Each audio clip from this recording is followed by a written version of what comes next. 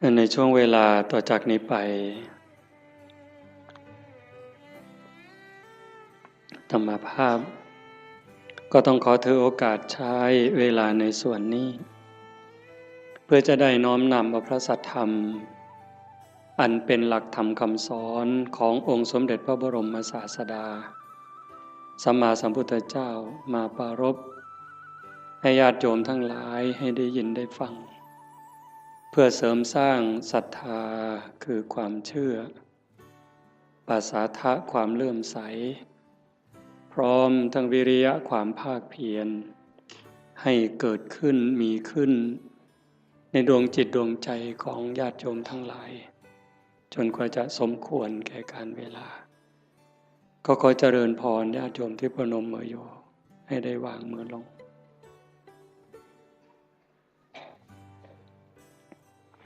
วางมือไว้บนตักนั่งเจริญสมาธิภาวนาควบคู่ไปกับการฟังธรรมคิดดูอีกทีมันก็น่าใจหายวันเวลามันผ่านไปเร็วที่น่าเสียใจน่าเสียดายก็คือ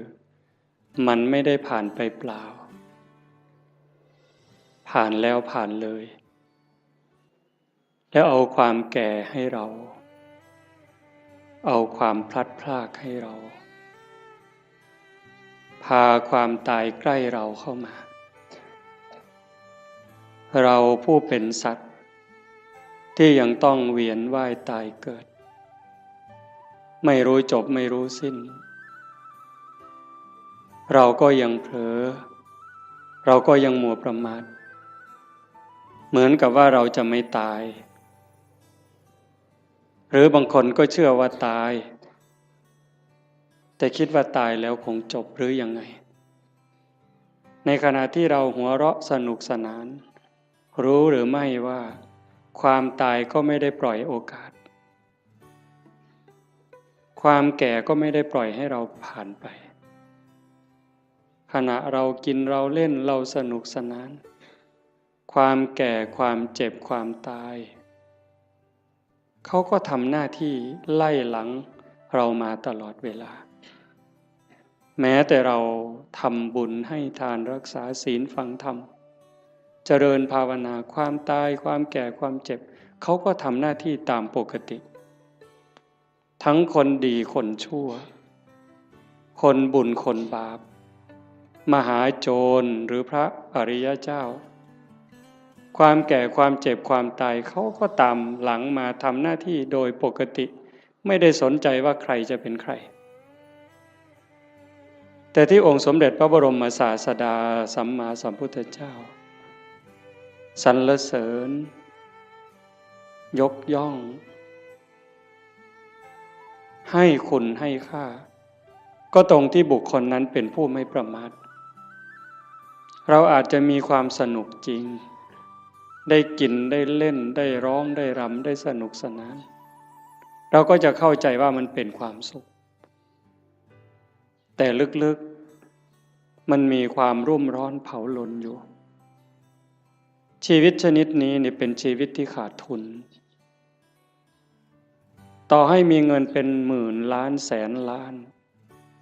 มีอำนาจล้นฟ้าล้นแผ่นดินมีคนนับถือทั้งโลกแต่ถ้าหากนึกถึงการกระทำของตนเองเมื่อไหร่มีความรู้สึกว่าไม่สบายใจแม้จะมีอำนาจไม่กลัวใครแต่กลัวเขารู้ไม่ได้กลัวเขาจับติดคุกติดตารางหรือเขาจะดูหมิ่นดูแคลนเขาจะเอาไปทำอะไรไม่ได้กลัวตรงนั้นแต่กลัวเขารู้เท่านั้นความสุขก็หายแล้วแม้จะขู่ด้วยสายตาขู่ด้วยคำพูดคนที่รู้เรื่องของเราก็กลัวจนหำหดแต่ตนเองก็กลัวยมบาลจะรู้อยู่เองชนิดนี้แล้วมันหาความสุขไม่เจอความสุขสงบร่มเย็นจริงๆไม่ได้ตรงกันข้าม ต่อให้ยากจนข้นแค้น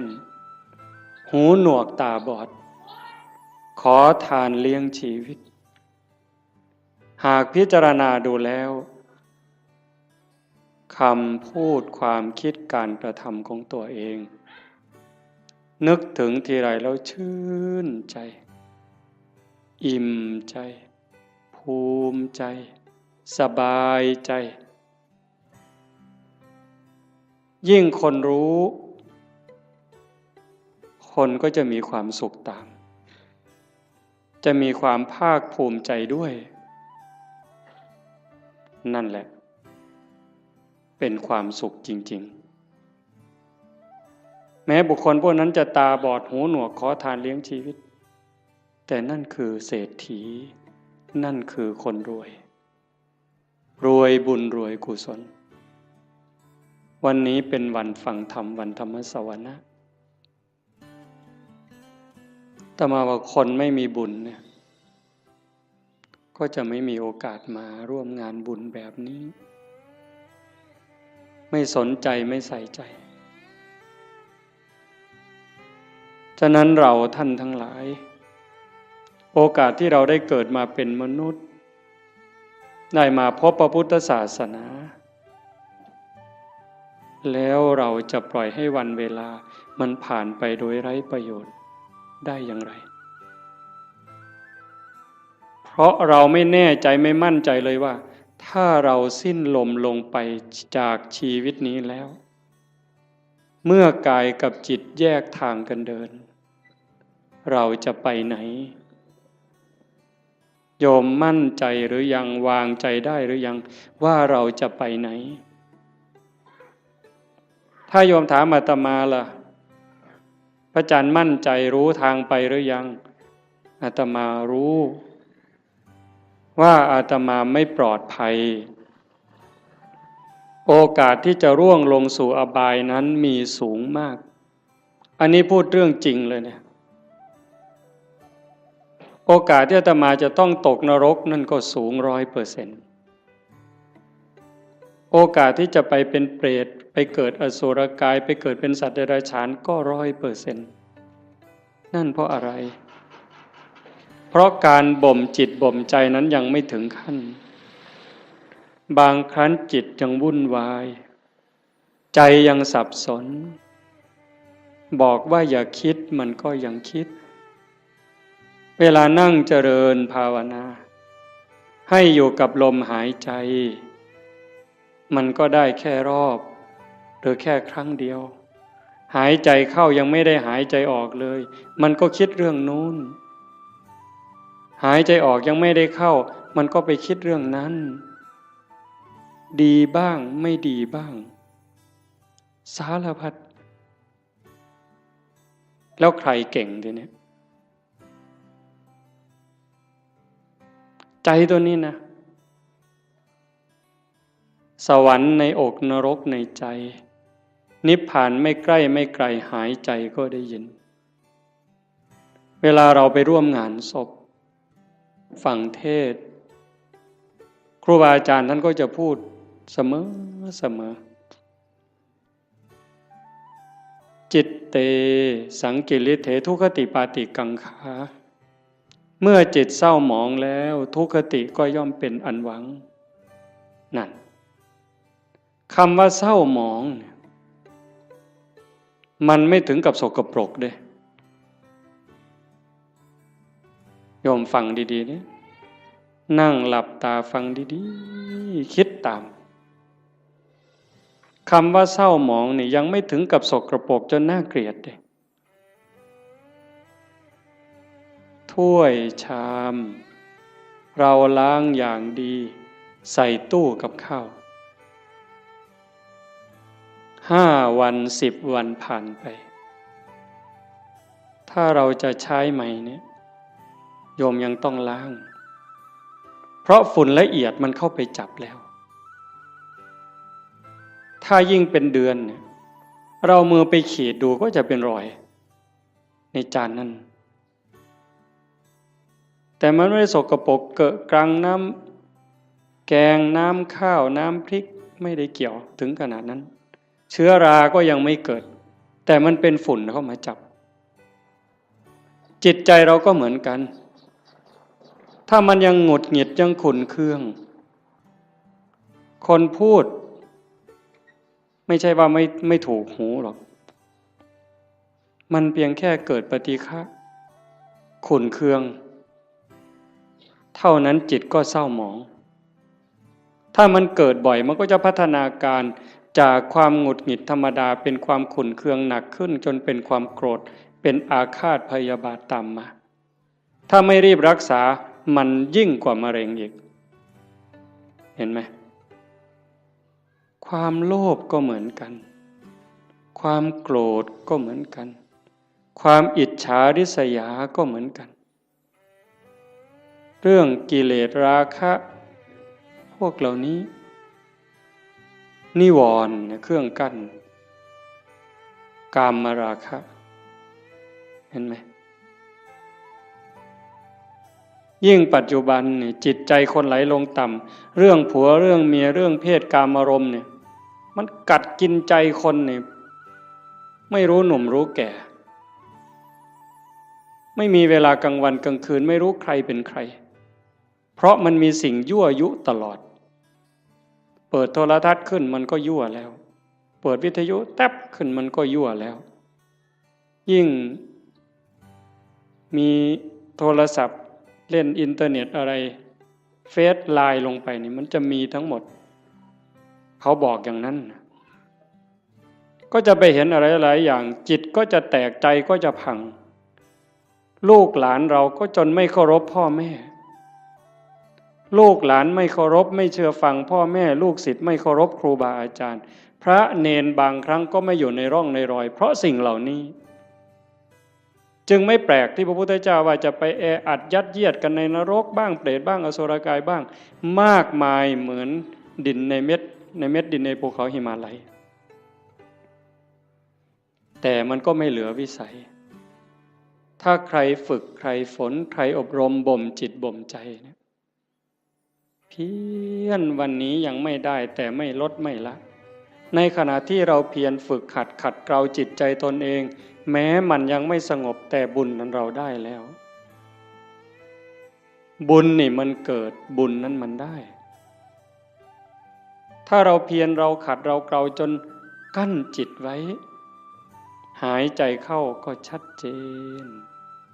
หายใจออกก็ชัดเจนช่วงที่เราเห็นลมเข้าชัดเจนลมออกชัดเจนช่วงนั้นกิเลสขาดไปจากใจ1 รอบ2 รอบ3 รอบขยายยืดเวลาให้มันมากขึ้นพอเรารู้จักขยายเวลาให้จิตอยู่กับความว่างจากความยึดมั่นหมายแห่งความเป็นตัวตนได้มันจะพัฒนาไปเรื่อยพรากเวทนาเวลาตาเห็นหูได้ยินจมูกได้กลิ่นลิ้นได้รสกายสัมผัสใจนึกคิดแล้วเราไม่ดึงเข้ามาเป็นเจ้าข้าวเจ้าของรู้แล้วก็ปล่อยมันเป็นเรื่องของธรรมชาติกลับมาอยู่กับอารมณ์ขององค์พระกรรมฐานไว้เรื่อยๆถ้าเราทำได้อย่างนี้บ่อยๆนั่นเก่งแล้วแกร่งแล้วถ้าเรารักษาจิตสภาพนี้ไว้ได้ในขณะเป็นอยู่ในขณะเจ็บป่วยหรือขณะใกล้ตายจิตเราก็จะไปอีกทางหนึ่งจิตเตอสังกิริเถสุขติปาติกังขาเมื่อจิตไม่เศร้าหมองแล้วสุขติก็ย่อมเป็นที่หวัง เรื่องนี้มันอาจจะฟังยากไม่สนุกฟังแบบหนึ่งมันไม่สนุกเลยแต่ถ้าคนรักตนเองล่ะถ้าคนที่รักตนเองสงสารตนเองห่วงใยตนเอง ห่วงใยจิตวิญญาณตนเองนี่ฟังเรื่องนี้นี่มันจะสนุกมากมันจะดูดไปเลยฟังแล้วสนุกอยากติดตามอยากทำความเข้าใจมันจะติดตาม แต่ติดตามเฉยๆมันก็จะไม่รู้ถ้าเราฝึกด้วยอย่างตอนนี้เนี่ยเอาคนที่พอสู้ได้เด้ยืดตัวตรงๆหายใจเข้ายาวๆลึกๆทำใจสบายๆปล่อยลมยาวๆสบายๆไม่กดไม่เกร็งพยายามตามเข้าตามออกหรือดูที่จุดลมกระทบถ้ามันเห็นอย่างนั้นความอิ่มใจมันจะเกิดวันหนึ่งสองสามวันนี้ยังไม่เท่าไหร่ถ้าเราทำไปเรื่อยๆผ่านวันที่สามผ่านวันที่สี่น้ำตาเริ่มมีนึกอะไรน้ำตาก็จะไหลมีความทุกข์ความวิตกกังวลพอน้อมจิตมาดูลมให้แนบสนิทสติดูที่จุดลมกระทบแนบสนิทลากลมละเอียดเข้ายาวออกยาวความรู้สึกเป็นสุขอิ่มเอิบใจมันก็เกิดมาอันนี้ยังไม่ใช่วิเศษวิโสอะไรหรอกเป็นเรื่องธรรมดาถ้าเราทำไปเรื่อยๆกลั่นจิตกลั่นใจของเราอย่างนี้บุญนั่นมันมากกว่าทอดกฐินเป็น800 ล้านไม่ต้องลงทุนลงแรงเลยนะบุญนี่มันต้องใช้ทุนใช้เงินใช้ทองอยู่ในบางเรื่องทานเนี่ยแต่ว่าการยกจิตยกใจเนี่ยมันไม่ได้ใช้อาศัยบ้างนิดหน่อยการให้ทานเป็นเพียงแค่เครื่องประดับจิตประดับใจให้จิตใจได้อิ่มเอิบได้เป็นเครื่องหมายแต่ถ้าเราทานตัวนี้บริจาคความโกรธบริจาคความหงุดหงิดขุ่นเคืองความเห็นแก่เนื้อแก่ตัวความรู้จักเอารัดเอาเปรียบเนี่ยพยายามสลัดสิ่งนี้ออกไปให้ทานความสะดวกสบายออกไปฝึกฝนอบรมตนพอเราทำอย่างนี้บ่อยๆมันจะได้ติดในองค์อาตมารับประกันเลยนะรับประกันแม้เราจะทุกข์จะยากจะเหน็ดจะเหนื่อยปวดหลังปวดเอวปวดแข้งปวดขาก็เถอะเมื่อเราเพียรทำเข้ามันจะรู้สึกชอบรู้สึกยินดีรู้สึกพอใจแม้บางครั้งที่เราเผลอพอมันทำจนชินบ้างแล้วเวลาเราเผลอมันลักมาอยู่กับลมหายใจความรู้สึกตัวสติสัมปชัญญะลักมาอยู่กับลมหายใจเหมือนกับตอนแรกๆเราฝึกกำลังเดินจงกรมกำลังนั่งสมาธิมันลักไปอยู่กับลูกกับหลานลักไปอยู่กับไร่กับนากับทรัพย์สินสมบัติแบบเดียวกันจิตมันกำลังจะไหลมาทางดีนี่นะเป็นสิ่งที่เราจะได้พึ่งพาอาศัยญาติโยมฟังอีกครั้งสิ่งที่เรากำลังมาทำไม่ว่าจะเป็นการให้ทานก็ตามการรักษาศีลนี่ก็ตามการฟังธรรมเจริญภาวนานี่ก็ตามสิ่งนี้จะเป็นสิ่งที่เราได้พึ่งพาอาศัยชาตินี้ก็ตามชาติหน้าก็ตามชาติต่อไปก็ตามแม้เวลาเจ็บเวลาป่วยเวลาใกล้ตายจะได้อาศัยสิ่งนี้ยิ่งกว่าแก้วแหวนเงินทองแก้วแหวนเงินทองลูกหลานสามีภรรยาจะมีมากมายมียศมีตำแหน่งยิ่งใหญ่ขนาดไหนถึงเวลาเราเจ็บไข้โยมไปดูเถอะอยู่ในหมู่บ้านก็ตามโรงพยาบาลก็ตามถึงคราวเจ็บป่วยหนักเข้าจริงๆเนี่ยคนจะรักเราจะเป็นสามีภรรยาเป็นลูกเป็นหลานเป็นพ่อแม่พี่น้องเพื่อนสนิทมิตรสหายเขาก็ช่วยไม่ได้แบ่งเจ็บไม่ได้แบ่งป่วยไม่ได้ผ่าตัดแทนไม่ได้กินยาแทนไม่ได้แล้วความหวาดกลัวที่มันเกิดล่ะถ้าบอกว่าต้องผ่าตัดหวาดกลัวไหมกลัวมีดหมอไหม กลัวจะสลบไม่ฟื้นไหมใครแบ่งล่ะพ่อแม่พี่น้องสามีภรรยาเพื่อนพ้องก็เพียงแค่ให้กำลังใจใจดีๆไม่เป็นไรหรอกเขาก็พูดได้เพียงแค่นั้นแต่ถ้าถามว่าถ้าเป็นเขาล่ะก็ไม่ได้ต่างจากเรา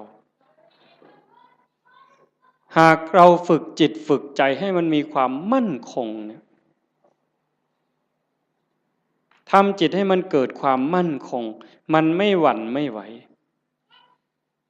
ตรงนี้นี่ได้เปรียบตายก็ไม่ว่าเป็นอย่างนั้นจริงๆไงโยมเวลาที่เราฝึกสติฝึกสมาธิได้เกิดความมั่นคงมันจะไม่กลัวยิ่งเราทำบุญไปบ่อยๆบ่มบุญบารมีไปเรื่อยๆอันนี้เป็นทุนอยู่แล้วแต่ตัวที่เราฝึกจิตฝึกใจให้เกิดความมั่นคงไม่หวั่นไม่ไหวอันนี้จะหนุนสูงที่สุดยิ่งปัญญารอบรู้เห็นว่าชีวิตเกิดมาแล้วมันเอาแก่มาด้วยมันเอาแก่มาด้วยเอาเจ็บมาด้วยเอาพลัดพรากจากสิ่งรักสิ่งที่หวงแหนให้เราไปประสบกับสิ่งที่เราไม่พึงพอใจไม่ปรารถนาเอาความผิดหวังในเมื่อเราตั้งใจอยากจะได้อย่างนั้นอยากจะมีอย่างนี้แต่ก็ผิดหวังอยู่เรื่อยพอตั้งใจปั๊บหวังปั๊บก็ผิดหวังเลยโยมก็เจอมาทุกคนเกิดเป็นธรรมดาแก่เป็นธรรมดาเจ็บเป็นธรรมดาสุดท้ายก็จะตายเป็นธรรมดาทำไมล่ะถึงต้องตายเพราะตายมันมาพร้อมกับเกิดในเมื่อมันเป็นอย่างนี้เราก็ต้องยอมรับฝึกจิตฝึกใจให้เห็นความจริงอย่างนี้อยู่บ่อยๆเตรียมตัวตายไว้เสมอทุกวันทุกวันมีคนไปกราบถามหลวงปู่พุทธทาสว่าทำอย่างไรชีวิตถึงจะได้ประโยชน์ที่สุดถ้าพูดถึงบุญจะได้บุญมากที่สุดหลวงปู่พุทธทาสบอกว่าให้ทำความรู้สึกเหมือนกับว่าวันนี้เป็นวันสุดท้ายวันนี้เป็นวันสุดท้ายของเราที่อยู่ในโลกพอค่ำลงวันนี้เราจะตายอะไรที่เป็นบุญเป็นกุศลที่ยังไม่ได้ทำให้รีบทำบาปอกุศลอะไรที่ยังไม่ได้ละก็ให้รีบละขัดข้องหมองใจกับใครทำผิดทำพลาดกับใครก็รีบไปขอโทษเขาซะใครทำคุณทำประโยชน์กับเรายังไม่ขอบคุณเขาด้วยปากหรือไม่ได้ขอบคุณเขาด้วยใจก็รีบซะในเมื่อเราขอบคุณเขาขอโทษเขาจิตใจเราจะปลอดโปร่งโล่งเบาขึ้นง่ายต่อการภาวนาอีกจากนั้นก็พิจารณาชีวิตมันไม่มีอะไรเป็นของเราเลยโยมดูเถอะอันนี้โยมอย่าเชื่ออาตมานะโยมใช้สมองของโยม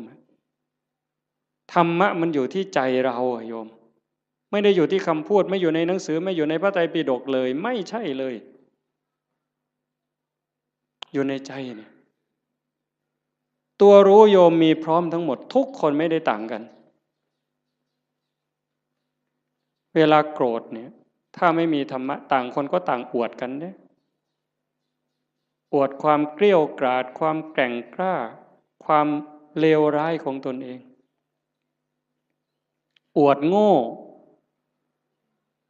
เขาว่าอย่าอวดดีนี่อาตมาว่ามันดีถ้ามีดีให้อวดนี่รีบอวดแต่ส่วนมากอวดโง่เห็นไหมกินเหล้าเลย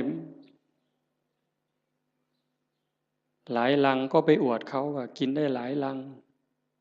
อวดโง่นั่นมันอวดโง่ไม่กลัวใครใครจะลองเอาอะไรก็ว่ามาท้าตีท้าต่อยนั้นอวดโง่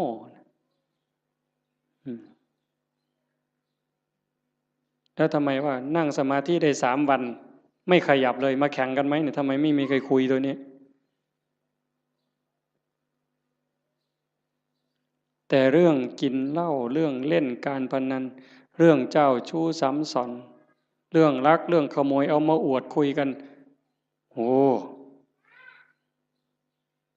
สิ่งที่เอามาอวดมาอ้างกันนั้นถามว่าเป็นบุญไหมไม่มีเลยเป็นประโยชน์ไหมไม่มีเลย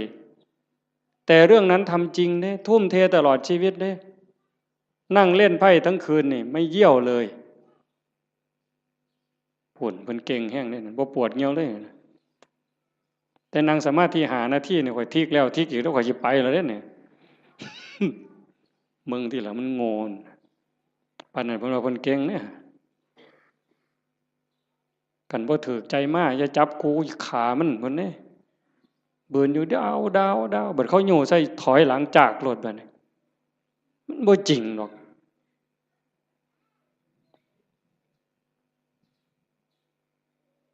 แต่เวลาทำคุณงามความดีนี่โอ้ยบ่คักไม่ใหญ่บ่คักเพิ่นเด้เพียรในการประพฤติปฏิบัตินี้ก็ไม่เท่าไหร่แต่ก็ยังดีเรามาขนาดนี้ก็ให้เราเข้าใจว่าเรากำลังเก็บเกี่ยวสัมภารธรรมค่อยๆเก็บค่อยๆตำเก็บกรรมเพิ่มเติมทีละนิดทีละหน่อยอย่าสนุกสนานมากหัดพรากด้วยดิหัดพรากจากลูกจากหลานบ้างเบิ่งจังหนึ่งก็เป็นตะลุโตนย่ายอยู่ดอก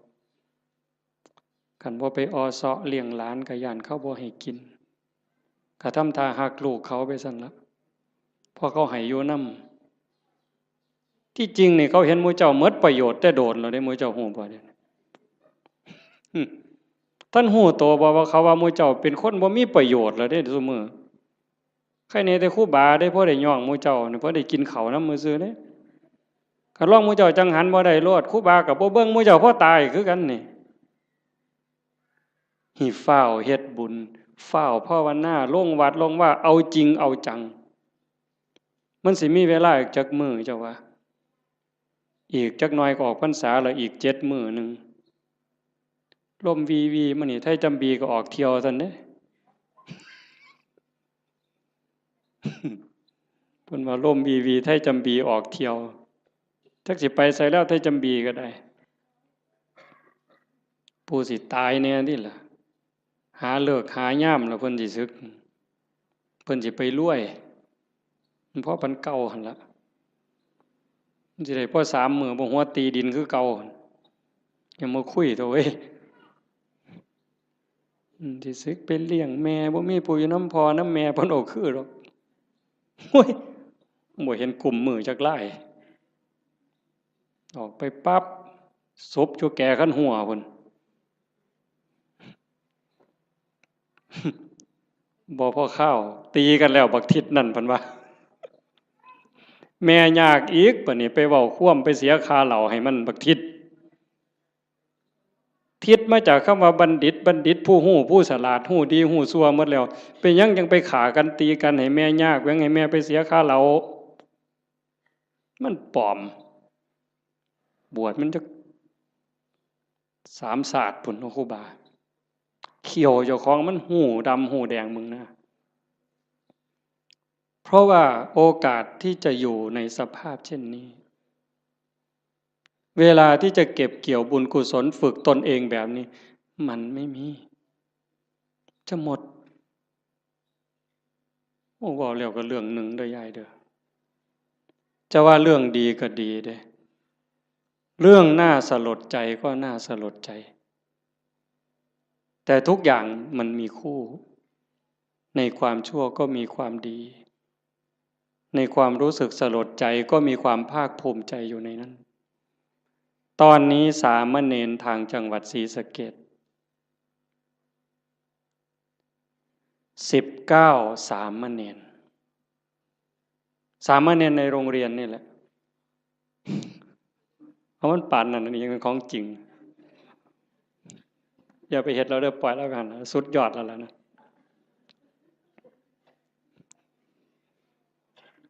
สามเณร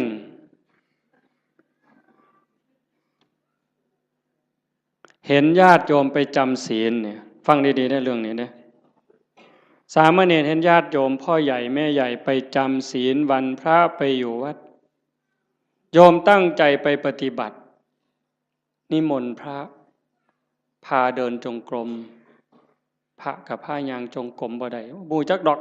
เฮ็ดเอาโลดพาทำวัดในขน่อย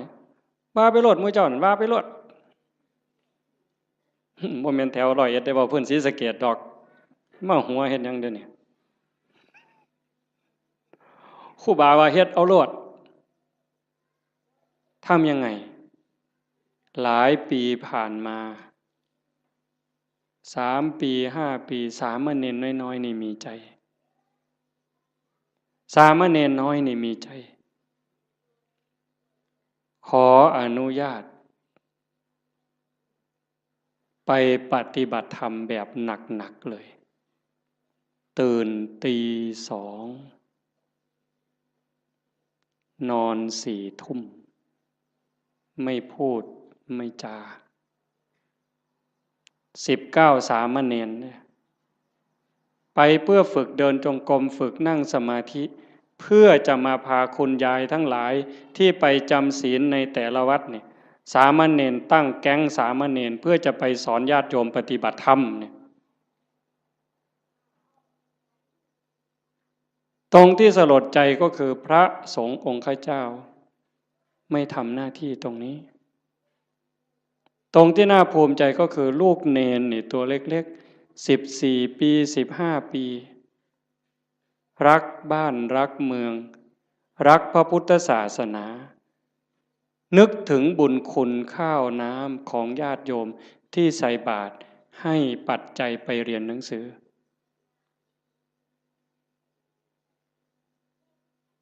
เหตุการณ์นี้เกิดขึ้นแล้วอาตมาได้ยินข่าวอาตมาก็จะสนับสนุนเต็มกำลังเลยตัวเนี้ยฉะนั้นญาติโยมโอกาสที่เราจะมีโอกาสมาร่วมกันฟังธรรมประพฤติปฏิบัติมีครูบาอาจารย์ที่ชักชวนวิงวอนขอร้องให้เราทำอย่างนี้ไม่ใช่เรื่องง่ายเป็นเรื่องที่หายากที่สุดในเมื่อเราได้แล้วมีแล้วพบแล้วเจอแล้วอย่าปล่อยให้มันผ่านไปเปล่าให้เราได้ตั้งใจฝึกฝนอบรมบ่มจิตบ่มใจตนเองอย่าไปเสียดายอย่าไปอาลัยกับความสุขความสบายแบบโลกมากนักอย่าไปอยากร่ำอยากรวยถ้าจะรวยมันก็รวยแล้วเฮ็ดมาตั้งแต่หัวทอบักแข่งหมดตั้งแต่เป็นบ่าวเป็นสาวก็เฮ็ดมาเต็มกำลังแต่งการแต่งงานมีขอบมีขั้วก็หัวหมุนก้นซุบปากกัดตีนยันบาแบกหลังหนุนคำบ่ได้ยืนขึ้นบ่ได้อยู่ปานนั่นมันก็บ่พออยู่พอกินบัดหัวงอกก่อนซ่อนเราสิหวังรวยนี่โอ้ยหมู่ข่อยว่าเจ้ากินยาพิษเม็ดแล้วข่อยว่าเนี่ยข่อยว่าเจ้าบ่พบปัวแล้วคันรวยเจ้ารวยแต่เหิงแล้วสิมารวยเอามือนี่มันบ่แม่นแล้วล่ะพี่ภาษาถามล่ะยามใดเท่านั้นสิมาแม่นบ่ยายได้ยินบ่ย่างผ่านเมียนมายายมื้อเอิ้นใส่บ่ยายเย็นมาหลายมื้อแล้วตัวบ่ว่าตัวฝ้าวเขามันมีอีหยังเป็นของเฮาเนี่ยก็คิดเบิ่งดีๆอีหยังที่เฮาควรอยากได้หลายๆบอกแนวนี้บ่แม่นให้ขี้คร้านเด้อโอ้ยฟังเทศน์แล้วเป็นนี่กูนอนซะดอกเพิ่นสิว่าก็บ่แม่นอีกแนวนั้นเฮ็ดตามสมควรตามกำลังให้มันได้พระพุทธเจ้าเพิ่นบ่สอนให้ขี้คร้านขยันแฮงแต่ดีแต่ว่าให้ฮู้ว่าสิ่งเหล่านี้เนี่ยเป็นสมบัติของโลกบ่โดนเฮาก็จากมันคันเฮาบ่จากมันมันก็สิจากเฮาเทิงตอนเป็นแล้วก็ตอนตายลางเทื่อเฮาเป็นอยู่นี่โจรมาลักไปซ้ ลังเทื่อมันลักเอาโดยมันบ่บอกเฮาลังเทื่อมันมาญาติเอาซื่อๆดีบ่ดีเฮาเจ็บย้อนทรัพย์เจ้าของเขายืมแล้วบ่คืนอันนี้ก็มีอยู่เห็นบ่อันนั้นของภายนอกแม้แต่ของภายในที่เฮามีโยมว่ามีหยังเหรอโยมสำบายแน่เอาถามโยมเด้นี่แม่ใหญ่หมู่เจ้าเฒ่าแล้ว70ก็มีแล้วหมู่เจ้าสำบายย้อนมีอีหยังแหน่ลองเว้าให้ฟังเบิ่งมีลูกยากนำลูกบ่คิดเบิ่งดีๆบ่มีลูกนี่ย้อนสำบายนำลูกกับยากนำลูกอีหยังหลายกว่ากันตอบแบบถูกต้องเด้เจ้าอย่าหาวเด้อย่ามาเว้าเอาใจอาตมาเด้เอาใจเจ้าของมีหลานระวังภูมิใจดีใจกับหลานกับยากน้ำหลานนี่อันใดหลายกว่ากันมีมีหน้าดีใจน้ำหน้าภูมิใจสำบายย้อนมีหน้ากับยากน้ำมีหน้าอีหยังหลายกว่ากันเอาเว้าเนี่ยเฮาอยากได้นี่มีรถแล้วนี่ยากน้ำรถกับสำบายน้ำรถนี่อันใดหลายกว่ากันจักหน่อยมันก็ว่าน้ำมันหมดน้ำมันเชื้อเพลิงหมดน้ำมันเครื่องหมดยางเหี่ยนเบรกบ่ดีไฟบ่ออกแต่บ่ดังตำรวจจับเอาที่ไรเจ้าบ่ต้องบอกไปส้นไปขวมนี่อันนั้นของทั้งนอกสร้างมันตัวนั้นรถเพ่บ่ซ่อมจูดไฟถิ่มก็บ่เดือดร้อนดอกเว้าพื้นเจ้านี่บัดเจ้ามีตานี่เจ้ายากน้ำตาบ่เอา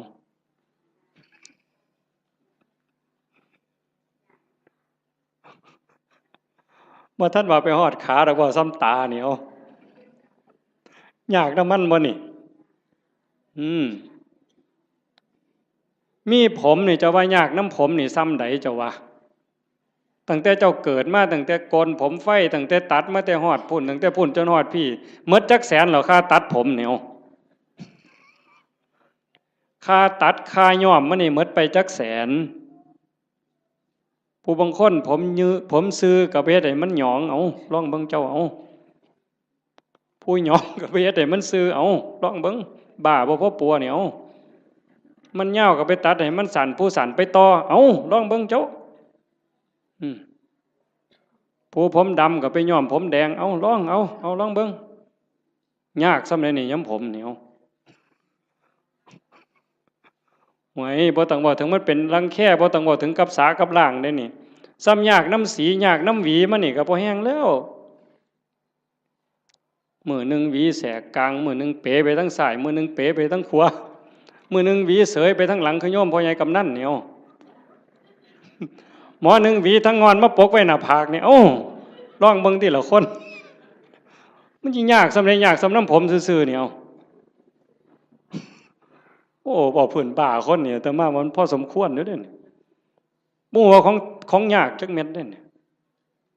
ตั้งแต่ก่อนหวีเรียบร้อยสมมุติมันเฮ็ดเป็นตั้งเฮ็ดหัวจรวดขึ้นมาอีกก็เทื่อมันสิเฮ็ดได้ไม่ไงอันนี้พื้นผมเนี่ยตาก็ยากน้ำตาขันมันเป็นโรคต่อกระจกต่อเนื้อต่อลมต่อหินเอาทีละหูล่ะยากน้ำหูบ่มันก็ดีอยู่มันได้ยินแต่ว่าได้ยินเขาด่าก็ขอบมันมีหูนี่ล่ะเว้ยคันกูหูหนวกกูก็สิบ่เดือดร้อนซะดอก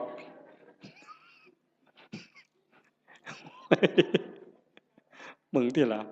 ว่ามันดีบนไหนล่ะพุทธเจ้าว่าบ่เนี่ยพระพุทธเจ้าเพิ่นสอนกรรมฐานนี่หลวงพ่อเจ้าคณะอำเภอหลวงพ่อเจ้าคณะตำบลเป็นอุปชฌาย์พร้อมบวชเนียนก็ตามเลยเพิ่นเฮียนกรรมฐานเกษาผมทั้งหลายโลมาขนทั้งหลายนาขาเล็บทั้งหลายตะโจอีหยังทันตาฟันตะโจหนังผมขนเล็บฟันหนัง ตั้งแต่ขนตาซื่อๆนี่ไม่ไงยากบ่ขนตาเจ้าวะมันก็บ่ได้ยากนะมันปานใดล่ะมันอยู่ซื่อๆบัดมันโลนเข้ามาแทงเข้าทั้งในนี่เจ้าโอ้ยกูมาคือละงนหวยคักแต่น้อบัดนี้เนาะขนตาซื่อๆนี่ได้นี่บ่พอล้มพอตายแต่มันหันหนหวยเนาะแขวบาดนี้เอาผมขนเล็บเอาเล็บก่อนตัดมาหลายปานใดนี่เล็บหมดมีดจักดวงขูดไปเท่าใดอันนี้ง่ายๆได้แบบครูบาตัดทิ่มแล้วกันแล้วแต่คันของไม่ออกได้บัดนี้ซุมื้อนี้ย้อมสีซื่อๆก็บ่พอจักเอาหยังมาแต้มอีกบัดนี้โอ้ยแต่งเล็บเทื่อนึงนี่ซื้อปุ๋ยได้3กระสอบแม่ใหญ่บ้าบ่จะว่าหั่น จักเล็บมือเล็บตีนเนี่ยอันนี้กรรมฐานในพระพุทธเจ้าให้เฮียนเด้เล็บตีนผู้บางคนก็ตัดเองบ่ได้ไปให้เขาตัดให้อันไข้อยู่ค่ะมันบ่เจ็บบ่ปวดสมัยนี้บ่มีผู้ใดเป็นเล็บตีนสักปานใดติเนาะจักสิว่าปวดจักสิว่าคันจักสิว่าเจ็บเหม็นก็เหม็นเว้ยแต่ว่ากีมแล้วเพิ่นบ่ถิ่มเด้อล่ะเป็นอยู่บ่ทั้ง101นี่กีมเล็บตีนเน่ามาดมนึงโอ้ยข่อยว่าพ่อไปถิ่มหมดทุกคนนั่นล่ะเว้ยบ้าใหญ่อยู่เด้นี่คันว่าเจ้าของดีหมดได้ไผก็ได้บัดเบิ่งจังซี่ล่ะมันบ้าคือดีเจ้าทบทวนเจ้าของให้มันคักๆโลดแขวบัดนี้เบิ่งเด็กน้อยซุมื้อมันเอาหยังสัดแขวมันน่ะจักสีหยังตัวสีหยังแปลงแล้วก็บ่พอต้องมีแนวมาม่วนปากอีกเขาก็หนูทางมาโฆษณาล่อเฮาเด้เห็นแนวม่วนปากกันเนี่ยถ้ามาบ่หารใส่เว้ยโยมเอามาถวายยามใดอาตมาก็มันตะขี้เดียดไว้จักคิดแนวใดอาตมาบ่เข้าใจเจ้าของคือกันล่อให้ผู้อื่นเสยเอาไปแนวว่าซั่นปานเฮาสิโซกปรกปานนั้นเนาะสีแขวเราก็สิแล้วตัวเว้ยม่วนปากเราก็สิแล้วตัวยังสิมาม่วนปากอีหยังลิตเตอรีนอีกทุกซอกทุกมุมอยู่กูบ่ใส่น้ำสูกูบ่ปวงปานนั้นดอกเว้ยบัดมันแขวปวดขึ้นมาเด้บัดปวดมาเจ็บมาบัดได้ยิ้มใส่กันตอนเป็นบ่าวเป็นสาวเพิ่นก็ว่าเพิ่นคักพุ่นล่ะมีความสุขอยู่ยิ้มใส่กันนั่นแต่ว่ามันปวดขึ้นมานี่แล้วแม่ใหญ่บัดนี้ไว้โยมสมมุติว่าอาตมามีมนต์พิเศษคาถาดีๆนี่เสกให้โยมรวยผู้ละ100 ล้านหมดซุคนนี่เอาบ่ยายเพียงเท่าเดียวนี่เงินในบัญชีตุ๊บผู้ละ100 ล้านซุคนเอาบ่ยายไผเอาแน่ยกมือแต่ว่ามีข้อแม้เจ้าต้องปวดแขวตลอดชาติเอาบ่ยายเอาเสียเงิน100 ล้านไปปัวปวดแขวบ่ให้เศร้าเด้คาถานี่ต้นตายเด้บ่เอาเห็นบ่หนังล่ะบัดนี้นี่คือกรรมฐานที่พระพุทธเจ้าเพิ่นให้เฮียนได้อุปชาทุกองค์บวชเน้นบวชพระต้องให้เฮียนปัญจกะกรรมฐานหนังออนซ่อนหนังกันนี้ได้คนเนาะไม่ออก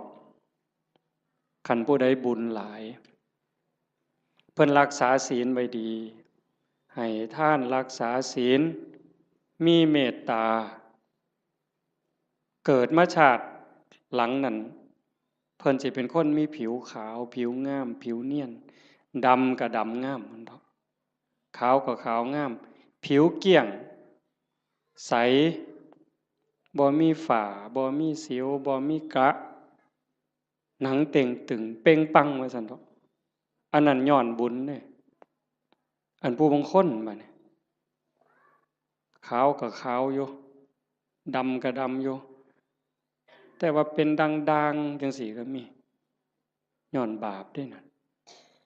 ย้อนบาปบ่มีศีลแน่ขี้โกรธขี้เคียดแน่อาฆาตจองเวรแน่สารพัดนั่นล่ะบาปบ่น้ำบาป มันนี่ก็มาหลงกันอยู่บนนี้จริงๆนั่นมันก็มีแค่หนังบางๆเพิ่นว่าหนังของเราผู้หนึ่งหนังกำพร้าที่บอกว่าสวยผิวเนียนขาวอมชมพูเนี่ยกับผิวดำผิวด่างขี้กากขี้เกลื่อนทั้งหมดเนี่ยแต่ละคนนี่ลอกออกมาปั้นเขากลมๆนี่ทอกับบักท่านหน่วยเดียวซ้ำนี่นึงนี่ห่อไว้ซ้ำนี่ล่ะมองเฮาหลงกันว่างามบ่งามก็ซ้ำนี่ล่ะแต่คันขูดหนังกำพร้านั่นออกมาปึ๊บมันสิคือกันหมดพอแต่ไต่หนังกำพร้าลงไปปั๊บ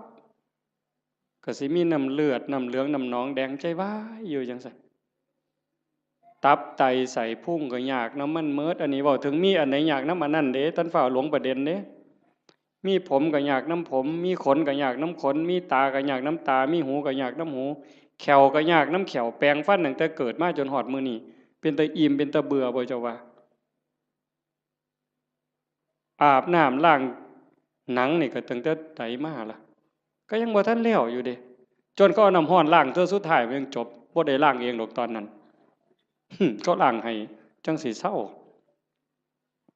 มีตับก็ยากน้ำตับยากบ่อันเฮาบ่ทันว่าเป็นโรคตับนี่เฮาบ่งึดน้ำมันปานใดเด้แต่คันเขาว่าเป็นโรคปั๊บยากล่ะมีไตยากน้ำไตมีปอดยากน้ำปอดมีอันใดยากน้ำอันนั้นสุดท้ายก็ย้อนมีชีวิตก็จังได้ยากพระพุทธศาสนาเพิ่นสอนบ่ให้เกิดคันบ่เกิดซะอย่างเดียวจบปัญหาที่เฮาต้องมาทุกข์มายากมาลำบากลำบนมาเกิดมาแก่มาเจ็บมาตายนี่ย้อนมันมีเกิดเฮ็ดจังไดจังสิบ่ได้เกิดเฮ็ดตามคำสอนพระพุทธเจ้าก็เริ่มต้นจากการละบาปซะก่อนละบาปบ่ทำบาปด้วยกายวาจาใจแล้วก็ทำบุญกุศลให้หลายๆทำบุญด้วยกายด้วยวาจาด้วยใจให้ทานรักษาศีลเจริญภาวนาฟังเทศน์ฟังธรรมอ่อนน้อมถ่อมตนเพื่อเฮ็ดอยู่จังซี่เพียรประพฤติปฏิบัติขัดเกลาเจ้าของเฮ็ดบุญกุศลให้ได้หลายแล้วก็ฝึกชำระจิตชำระใจให้มันสะอาดบริสุทธิ์เฮ็ดหยังลงไปแล้วให้มันผ่านไปได้บ่คันบ่ภาวนานี่จบเลยบัดนี้ตรงนี้ใส่เวลาอีกจักนิดนึงสะจิตตะปริโยทปนังชำระจิตให้ขาวรอบจากการละบาปมาบำเพ็ญบุญกุศลให้หลายๆเป็นเครื่องรอเลี้ยงเป็นเครื่องจูงจิตจูงใจยกจิตยกใจแล้วมาว่างฝึกปล่อยฝึกว่างโดยเฉพาะเจริญพระกรรมฐานหัดให้กายกับใจทำงานอันเดียวกันเมื่อกายกับใจทำหน้าที่อันเดียวกันอยู่ในอารมณ์ปัจจุบันหรือปัจจุบันธรรมเนี่ยจิตเราจะวางจากอารมณ์ข้างนอกธรรมะเป็นอากาลิโกปฏิบัติได้ให้ผลได้ไม่จำกัดการนี่คือความพิเศษพุทธศาสนาไม่มีเสื่อมไม่เคยเสื่อมแล้วก็จะไม่เสื่อมให้ผลตลอดเวลาอากาลิโกปฏิบัติได้ให้ผลได้ไม่จำกัดการ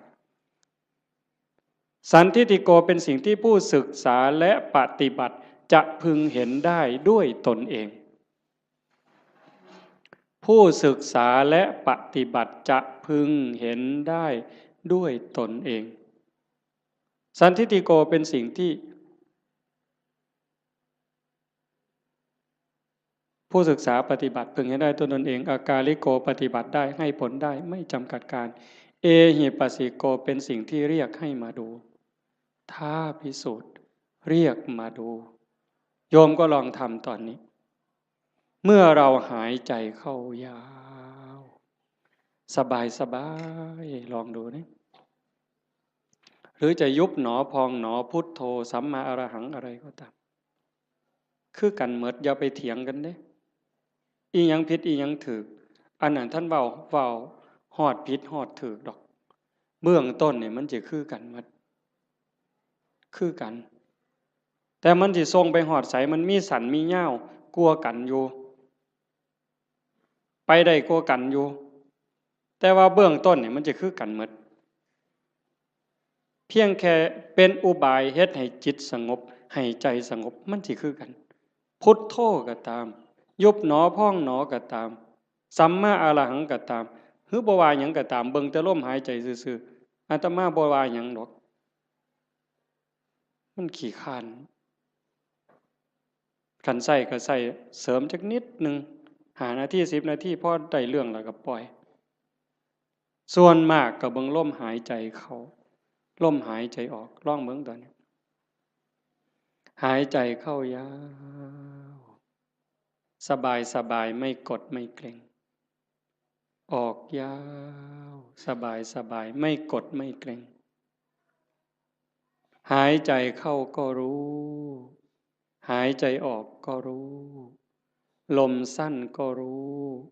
ลมยาวก็รู้ลมหยาบก็รู้ลมละเอียดก็รู้เฮ็ดอยู่ซ้ำนี้ล่ะเมื่อเฮาเฮ็ดไปเรื่อยๆเรื่อยๆพอใจเฮ็ดยินดีเฮ็ดสงบหรือบ่สงบบ่เกี่ยวหวังอย่างเดียวว่าเราทำเพื่อบูชาพระพุทธเจ้าถวายเป็นพุทธบูชาคิดเอาซ้ำนั้นบ่ต้องหวังดอกว่าสิไปเห็นเลขเห็นหวยเทพบุตรเทวดานรกสวรรค์สิให้ดีกว่าไผก็บ่ว่าบ่อยากให้ไผย่องซ้ำบ่งึดแต่เฮาจะเฮ็ดเพื่อถวายเป็นพุทธบูชาแต่อย่าลืมว่าทุกครั้งที่เรามีสติในปัจจุบันธรรมหายใจเข้ารู้หายใจออกรู้นั่นเป็นการพรากจิตจากอดีตพรากจิตจากอนาคต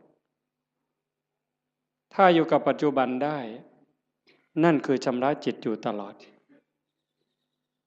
ถ้าเราย้อนไปสู่อดีตปั๊บความทุกข์จะเกิดทันที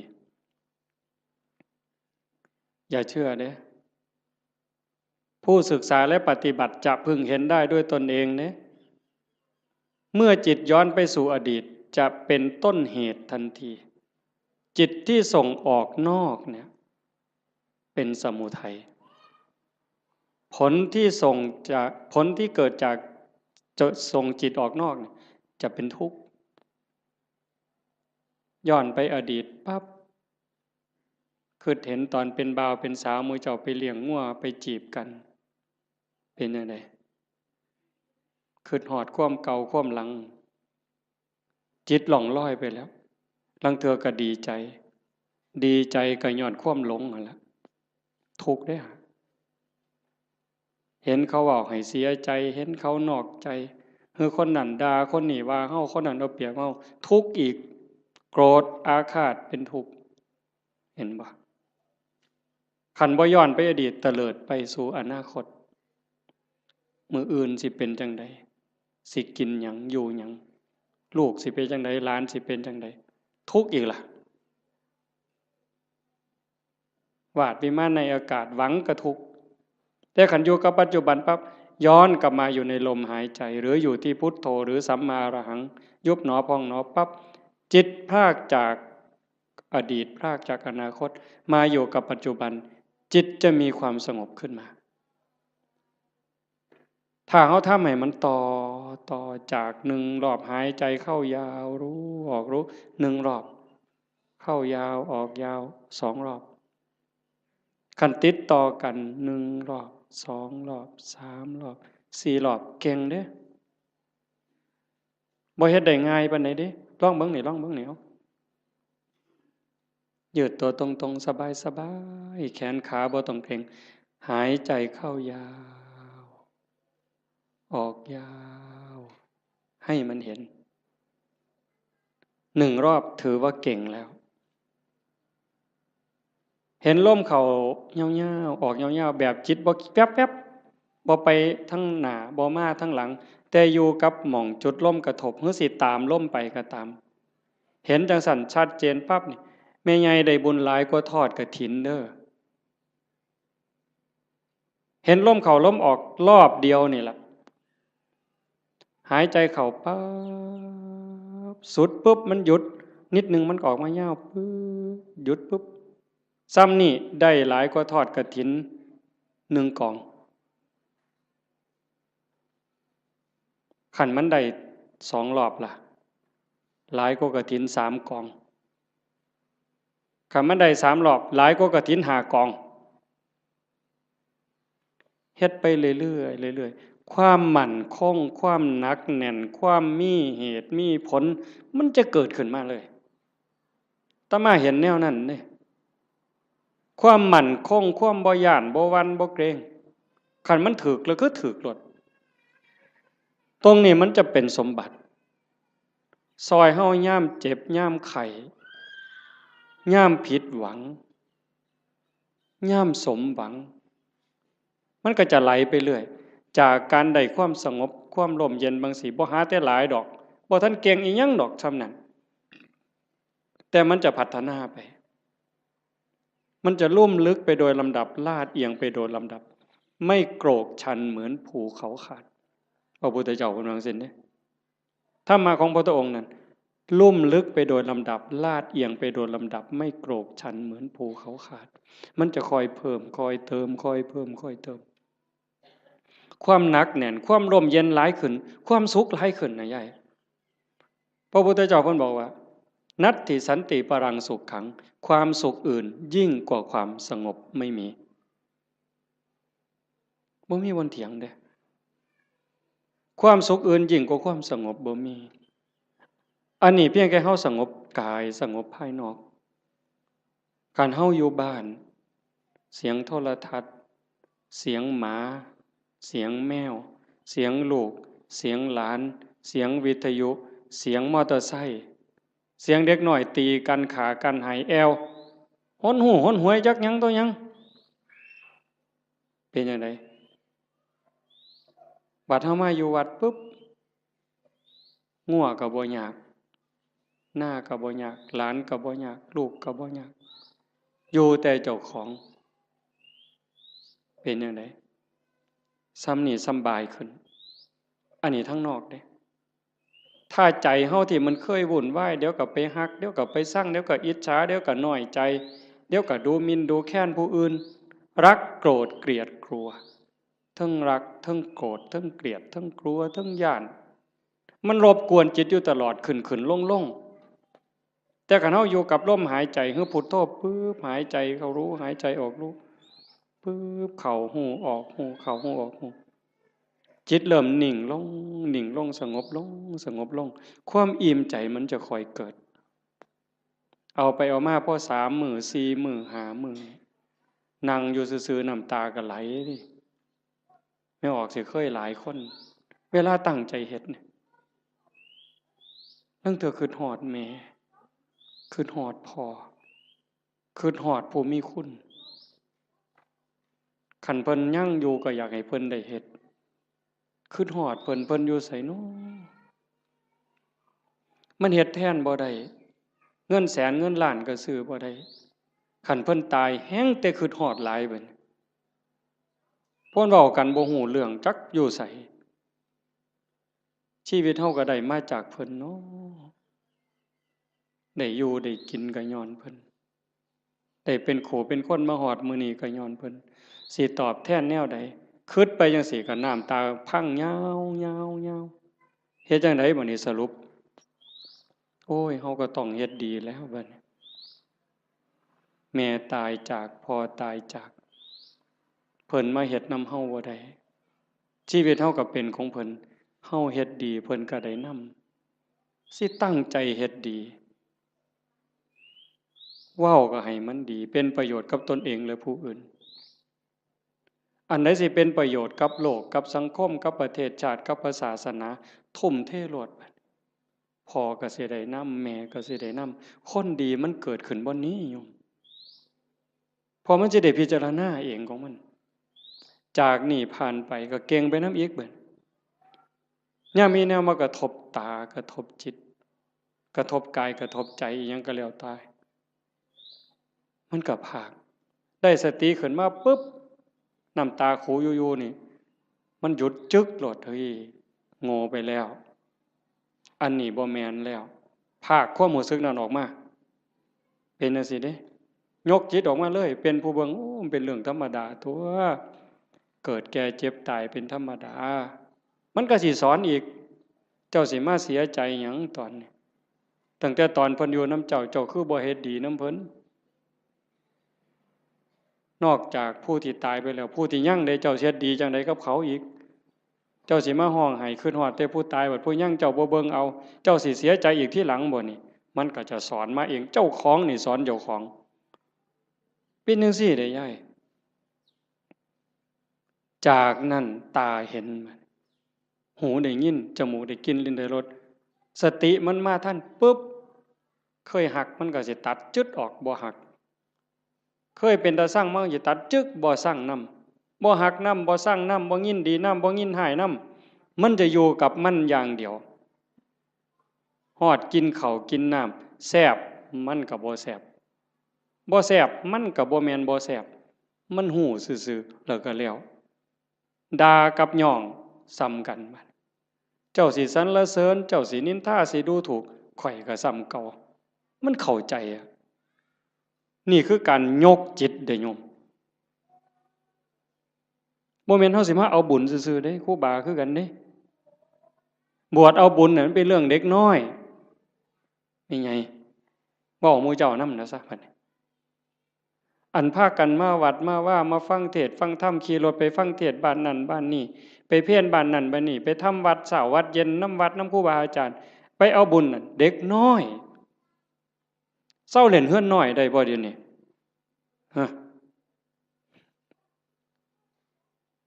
เรื่องเอาบุญนั้นเป็นเรื่องเด็กน้อยซะแล้วแต่ก็จำเป็นเด้เด็กน้อยมันต้องเอาขนมอ้อยเด้เอาไข่เค็มอ้อยเด้เอาบักขามอ้อยก็เอาเด้แต่ว่าเฮาก็ต้องใหญ่ขึ้นมานำจากการไปวัดไปว่าเพื่อเอาบุญให้เป็นการศึกษาเรียนรู้ธรรมพัฒนาเจ้าของยกระดับจิตเจ้าของกายนี่ยกบ่ได้แล้วล่ะนี่แต่สิสุดไปสุดไปสุดไปจักมือก็สิดับถิ่มไปล่ะใจนี่ตัวมันบ่ตายนี่ยกใจให้มันสูงก่อนตายนี่แหมแบบว่าเขาด่าบ่เครียดนี่เฮ็ดง่ายบ่ยายเขารักของบ่เสียดายนี่เฮ็ดง่ายบ่ยากเด้คันเฮาบ่ฝึกมื้อนี้สิไปฝึกมื้อใดบัดจังว่าวัดมาว่ามาปฏิบัติคือการมาฝึกเจ้าของยกใจเจ้าของอย่าให้มันไปยินดียินหายอย่ายินดีในเวลากระทบกับอารมณ์ที่น่ายินดีอย่ายินร้ายในอารมณ์ที่น่ายินร้ายมันเฮ็ดบ่ทันใดมื้อนี้ก็เพียรมันฝึกมันฝนมันประพฤติปฏิบัติเฮ็ดเอาคันเฮาเข้าใจแล้วมันจะหูทางเฮ็ดอยู่เด้มื้อเช้าอาตมาบอกโยมวัดโน่นกุลมว่าจากมื้อนี้ไปนี่ให้หาข้อบกพร่องเจ้าของทุกคนหาจุดอ่อนเจ้าของคิดพอปั๊บเขียนใส่กระดาษหน่อยไว้รถนี่เฮามีจุดอ่อนบนนี้ขี้น้อยใจขี้โกรธคือมักย่องเจ้าของว่าเจ้าของดีกว่าเขาหลายเห็นให้มันเห็นด้วยใจเข้าใจเจ้าของเบิ่งเจ้าของให้มันคักเห็นจุดอ่อนแล้วก็แก้นั่นล่ะโยมสิดีขึ้นดีขึ้นดีขึ้นดีขึ้นให้ฮักผู้อื่นสงสารผู้อื่นเห็นใจผู้อื่นให้หลายขึ้นโอ้มันได้ขอคิดหลายอยู่ดิเบิ่งหนังพระพุทธเจ้าโยมเพิ่นเอาไปให้เบิ่งอาตมาก็ได้เบิ่งข้าวนึงเพิ่นคือดีแท้มองนี่มองประเสริฐหลายสิว่าเครียดให้คนนี่ตั้งแต่เกิดมาเราสิบ่มีจักเม็ดเลยนั่นคือน้ำใจที่เพิ่นฝึกฝนมา20อสงไขยกำไรแสนมหากัปจนลงตัวชาติสุดท้ายนี่ไผสิเฮ็ดหยังก็บ่มีเครียดบ่มีขมบ่มีโกรธบ่มีบ่พอใจบ่มีหงุดหงิดมีแต่เมตตามีแต่เห็นใจ โยมก็มีคือกันสภาพจิตนี่แต่มันบ่ทันใหญ่มันบ่ทันเจริญฝึกมันเลี้ยงใจตัวนี้มันใหญ่ขึ้นคันเฮาอยากเป็นคือเพิ่นเด้คันเฮาอยากเป็นคือพระพุทธเจ้าอยากให้พุทธะเกิดขึ้นกับเฮาทุกคนเป็นพุทธะได้เป็นม่านได้ไม่ใหญ่ก็เป็นม่านได้เป็นม่านเจ้าของเป็นพุทธะก็ได้เจ้าสิเลี้ยงหยังในใจเจ้าให้มันใหญ่ให้อภัยให้ไวที่สุดเมื่อวานนี่อาตมาตั้งแต่วันที่12เมิดวัดยึดโทรศัพท์ปิดเข้ากล่องเก็บเข้าห้องใหญ่ปิดประตูล็อกกุญแจเลยแต่อาตมาย่านบ่แน่นอนก็เลยเอามาโทรตอนแรงๆโทรถามโยมคันนี่ว่าเป็นอีหยังเฮ็ดจังไดกันแน่มันนี่มันโยมทางกรุงเทพโทรมาคุยกันเพิ่นก็ว่ามีเรื่องบางอย่างที่บ่พอใจกันอาตมาก็เลยว่าคันท่าคิดว่าเป็นลูกศิษย์พระพุทธเจ้าก็อย่าเครียดคันให้อภัยเป็นลูกศิษย์พระพุทธเจ้าถ้าผูกโกรธเป็นลูกศิษย์พญามารโอ้ยบ่เอาแล้วแนวนี้เว้ยว่าโยมลงเป็นลูกศิษย์พระพุทธเจ้าเพิ่นว่าเอ้าเจ้าเป็นลูกศิษย์พระพุทธเจ้าเจ้าก็อย่าไปเครียดติล่ะเศร้าเครียดติล่ะบ่แม่นผู้ใดให้เจ้าเป็นได้เจ้าเป็นเองแน่นั่นว่าโอ้ยถ้าอย่างนั้นโยมไม่โกรธแล้วเพิ่นว่าถ้าโกรธถ้าแค้นถ้าอาฆาตก็เป็นลูกศิษย์พระเทวทัตหลุดแล้วเจ้าเอาวะล่ะเลยพระเทวทัตไปฮอดลูกศิษย์พญามารพุ่นแต่ขันหูจักให้อภัยผู้อื่นสงสารเมตตาผู้อื่นให้โอกาสผู้อื่นเป็นลูกศิษย์พระพุทธเจ้าพุทธังสรณังคัจฉามิเพิ่นว่าเด้ไม่ไงว่าอยู่บ่พุทธังสรณังคัจฉามิเพิ่นว่าเด้ธัมมังสรณังคัจฉามิสังฆังสรณังคัจฉามิทุติยัมปิแม้ครั้งที่2ตติยัมปิแม้ครั้งที่3ข้าพระพุทธเจ้าถือเอาพระพุทธเจ้าถือเอาพระธรรมถือเอาพระสงฆ์เป็นที่พึ่งเป็นที่ระลึกถึงจะปฏิบัติตามพระพุทธพระธรรมพระสงฆ์บุญเพิ่นเว้าแต่บัดเครียดให้หมู่นั่นหนางอลองค่องเว้ยตัวพระพุทธเจ้าพุ่นมานี่เจ้าโอ้ยจะไปไว้ไสบาปบัดนี้ตัวหลวงพ่อเจ้าคณะอำเภอกับบาปอยู่มันก็บ่ปานตัวพระพุทธเจ้าเด้อตัวครั้งที่1ยังบ่พอได้แม้ครั้งที่2เพิ่นยังว่ายืนยันอีกอยู่นี่ทุติยัมปิแม้ครั้งที่2ตติยัมปิแม้ครั้งที่3ยังเครียดให้หมู่อยู่เบิ่งที่ละกิเลสมันบ่ปล่อยเจ้าง่ายๆได้แม่ใหญ่คันเจ้าบ่ตั้งอกตั้งใจนี่บ่ทันเด้เบิ่งเจ้าของให้คักเด้อสิสรุปแล้วเด้เบิ่งเจ้าของให้ดีๆทบทวนตั้งแต่เฮาเข้าวัดมาจนฮอดมื้อนี้เฮาดีขึ้นกว่าเก่าบ่เฮ้ยยายตัดสินด้วยความเป็นธรรมเด้เจ้าของนั่นล่ะฮู้เองตัดสินเจ้าของว่าดีขึ้นกว่าเก่าบ่ความโลภกูลดลงบ่น้อเวลาไปจำศีลนุ่งผ้าขาวอยู่วัดคันวัดใดเพิ่นให้ตักอาหารบนโต๊ะกูไปก่อนเนี่ยกูเอาคิดฮอดผู้ทั้งหลังบ่น้อนี่เบิ่งเป็นแนวใดยังไปสุดโต๊ะยังถอยมาอีก3ก้าวเทมือมาข้างหลังหยุมขนมมอมอีกเทื่อนึงบ่ซ้อมเด้นี่ครูบาก็คือกันเด้กันว่านั่งสมาธิว่าซั่นหมู่พานั่งสมาธิอยู่ศาลาเพิ่นไปดอกเดินจงกรมไปทั้งกุฏพุ่น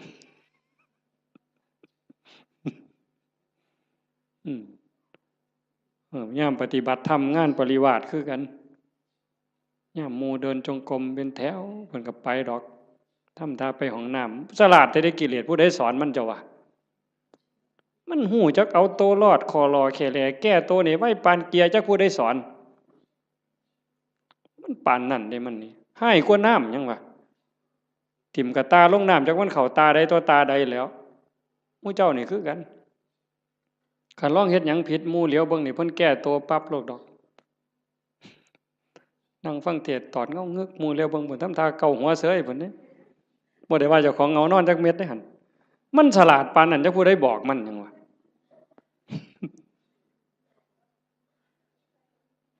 เดินจงกรมงอกงอกไปทางกดเพิ่นปั๊บหมุนปึ๊บทำท่านั่งในพี่ดอกไว้บ่ไปนั่งน้ำหมู่ดอกหลายเพิ่นว่าเท่านั้นก็โกนเพิ่นว่าเท่านั้นก็ตดเพิ่นว่าเอ้านั่งกดผู้เดียวพี่ดอกเพิ่นว่านั่งคัดตมาดได้ปึ๊บพุทโธพุทโธสมควรแก่เวลาปักฉลาดมึงที่ละมันเจ้าสิรอดมันสั่นบ่มันต้องอยู่น้ำหมู่เอาจริงเอาจังน้ำครูบาอาจารย์ตายเป็นตายเอาเพิ่นบ่ตายกูก็บ่ตายปานนั้นตัวเทื่อมันสิเป็นขู่เป็นคนนี่แม่ใหญ่ตามใจเจ้าของนี่พังหมดหลวงปู่บุญเสริมนี่เรามาอยู่น้ำหลายปีตามใจตัวชั่วระยำเราบ่ว่าธรรมดาเด้ตามใจตัวชั่วระยำแม่นความเพิ่นอาตมาบ่เถียงอาตมานี่ล่ะผู้หนึ่งยิ่งว่าเจ้าของเป็นอาจารย์นี่โอ้ยมือบ่อยากลุกนี่หาว่าเจ้าของเมื่อยพุ่นเด้โอ้ยเฮาเมื่อยเว้ยเพิ่นว่าจะคิดเรื่องหยังต่อเรื่องหยังเรื่องบ้านเรื่องคนแน่ผู้นั้นก็มาถามผู้นี้ก็มาถามบ่ได้พักบ่ได้พรเพิ่นว่ามื้อคืนมาดึกเพิ่นว่าเด้อันลูกวัดบ่ลูกนี่นอนตายนอนกินวัดกินว่าพุ่นเพิ่นว่าคือผู้อื่นนี่เอาให้ตายรถเจ้าของนี่โอ้ยขออ้างสารพัด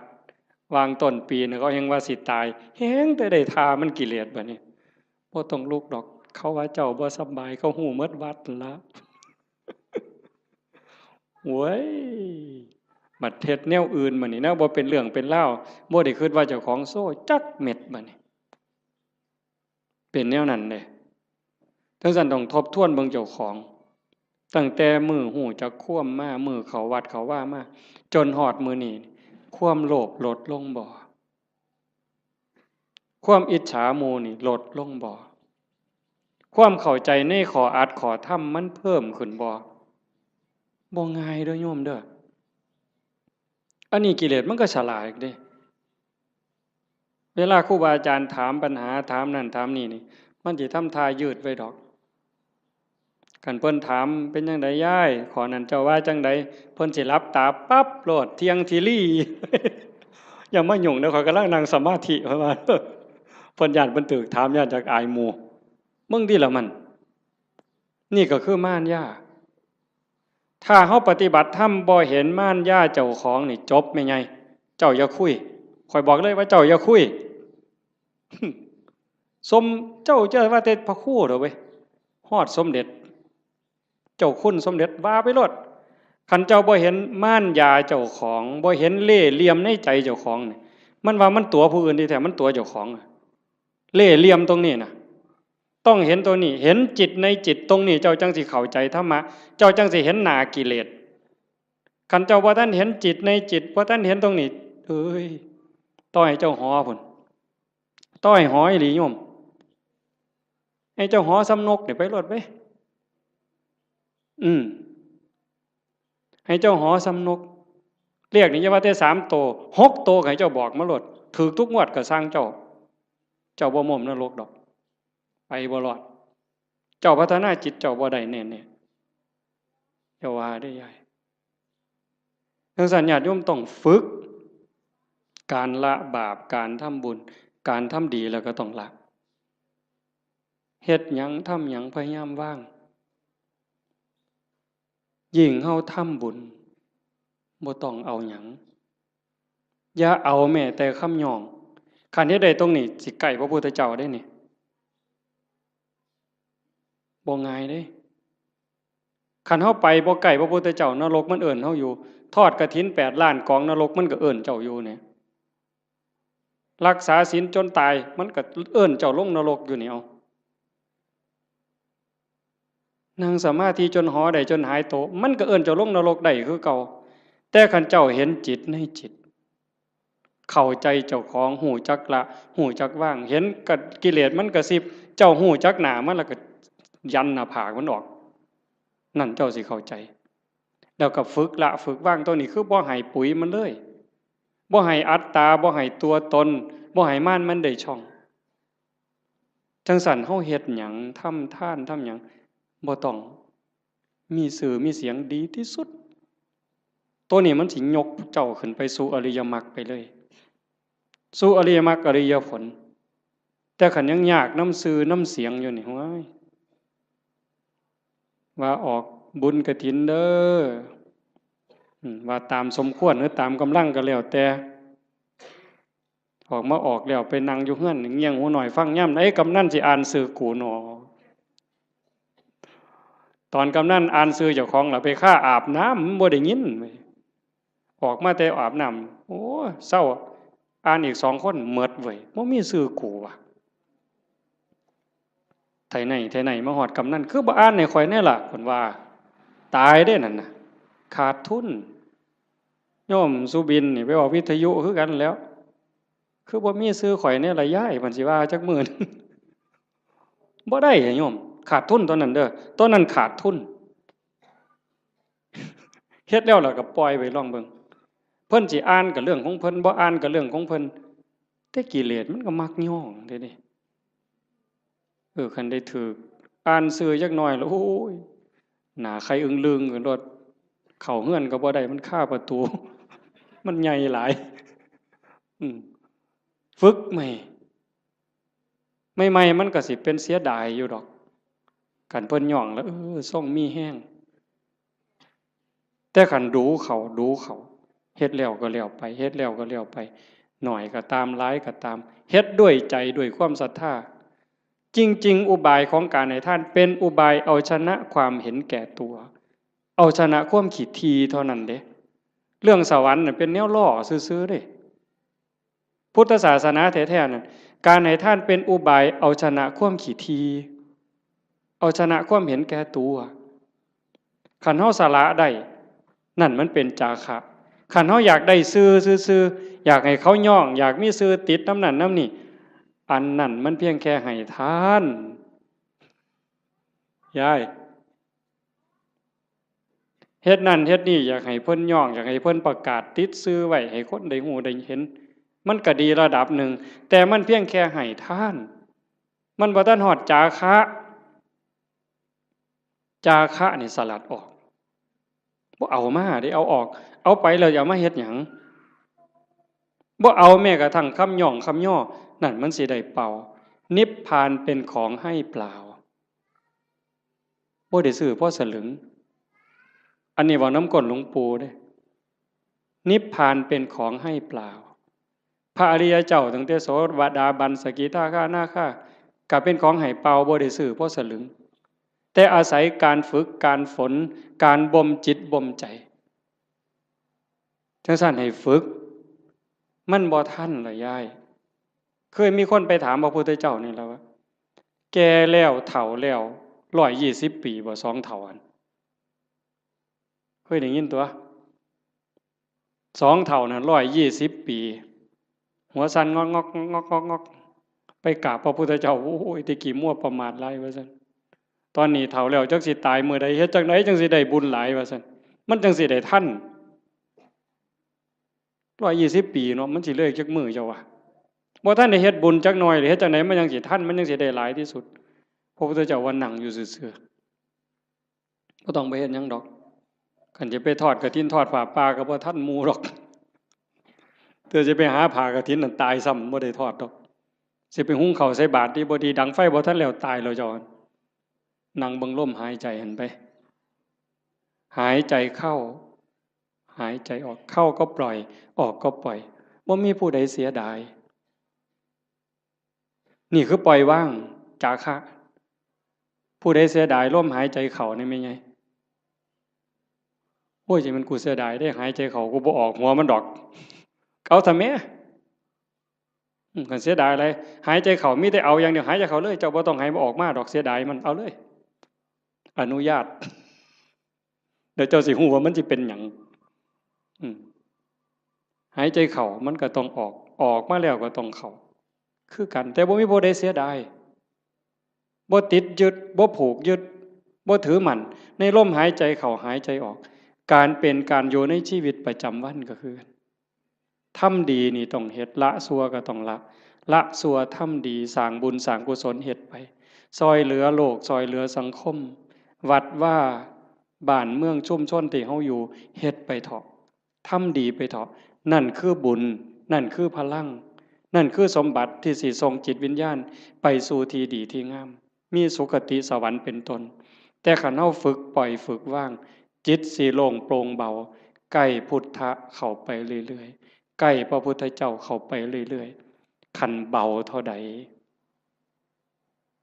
แห่งขึ้นสูงเด้จิตเบาจากความยึดมั่นถือมั่น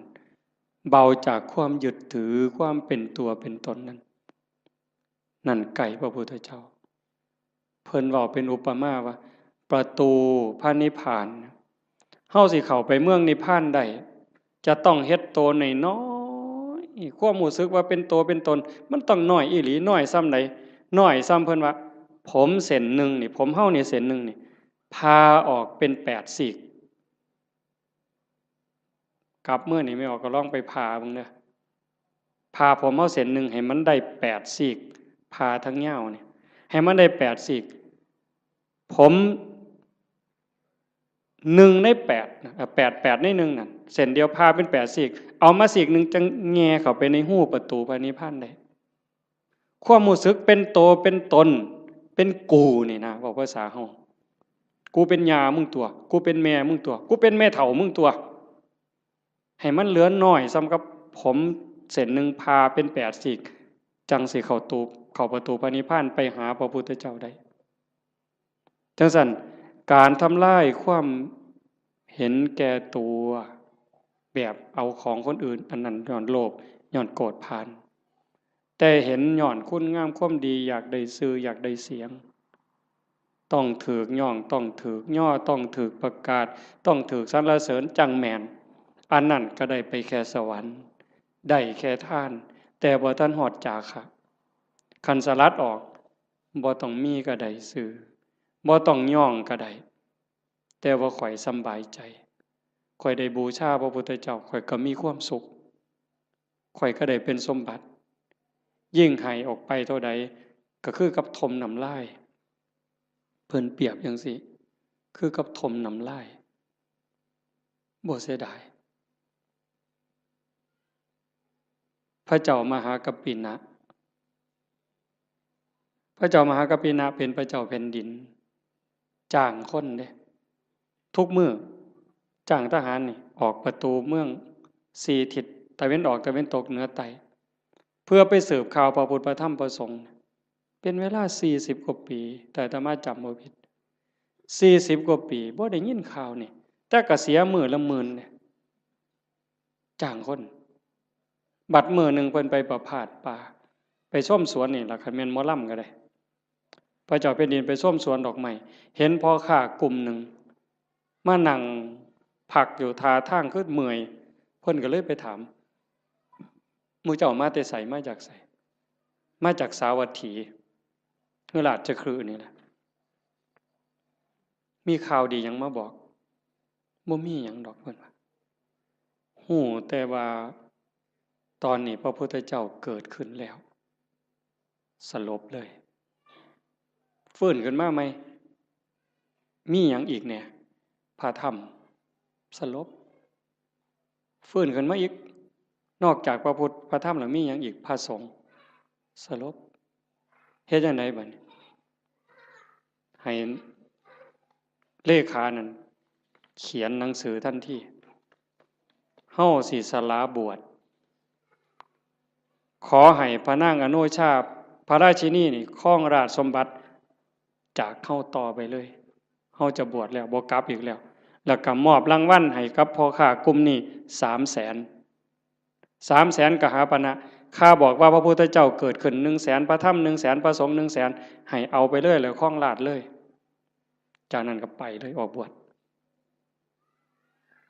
พวกพ่อค้านี่ก็มันก็ดีที่บัดนี้เนาะบ่ได้เฮ็ดหยังภาษาเอามาเว้าซื่อๆซ้ำนี่เว้ยได้300,000ถือศาลนี่ไปแจ้งกับพระนางอโนชาเขาก็ว่าเป็นบ้าเป็นหยังจังสิได้หลายปานนั้นเว้าให้ฟังเบิ่ง เขาบอกเพิ่นพระเจ้าแผ่นดินไปบวชแล้วเพิ่นได้ยินจังซี่เพิ่นก็เลยสร้างมาแนวนี้พระพุทธเจ้าพระธรรมพระสงฆ์พระนางอโนชามีความรู้สึกว่าเป็นหยังคือให้หน่อยแท้มันเป็นข่าวประเสริฐปานนี้พระนางอโนชาเพิ่มให้พระพุทธ300,000พระธรรม300,000พระสงฆ์300,000เป็นเท่าใด1,200,000มีไง1,200,000เนี่ยมาแจ้งข่าวพระพุทธพระธรรมพระสงฆ์ซื่อๆแล้วก็ถามว่าพระเจ้าแผ่นดินไปไสเพิ่นออกบวชแล้วไปหาพระพุทธเจ้าแล้วเพิ่นบอกให้พระราชินีนี่คล้องลาดนี่อ่านหนังสือให้ฟังพระนางอโนชามีความรู้สึกว่าเรื่องอีหยังราชสมบัติทั้งหมดนี่คือกับน้ำลายที่พระเจ้ามหากัปปินะทมถิ่มลงกลางดินเรื่องหยังเขาจะไปดูดเอาน้ำลายมากินใครแม่นเฮาเนี่ยมันบ่เป็นแนวนั้นเด้ถ้าบุญบ่พอนั่นคือบุญเปิ้นพร้อมบุญพอแล้วเข้าใจในเงื่อนไขของชีวิตเข้าใจเงื่อนไขของวัฏสงสารแล้วความจริงของโลกของธรรมแล้วพระนางอโนมามีความรู้สึกว่าราชสมบัติอำนาจทั้งหมดคือกับน้ำลายที่พระเจ้ากับพระเจ้ามหากัปปินะทมถิ่มแล้วเรื่องหยังเฮาสิไปดูดมากืนกินเฮาก็สิบวชคือกันออกบวชคือกันตอนเพิ่นไปเฝ้าพระพุทธเจ้าเพิ่นบอกอัศจรรย์อัศจรรย์ไปพ่อแม่น้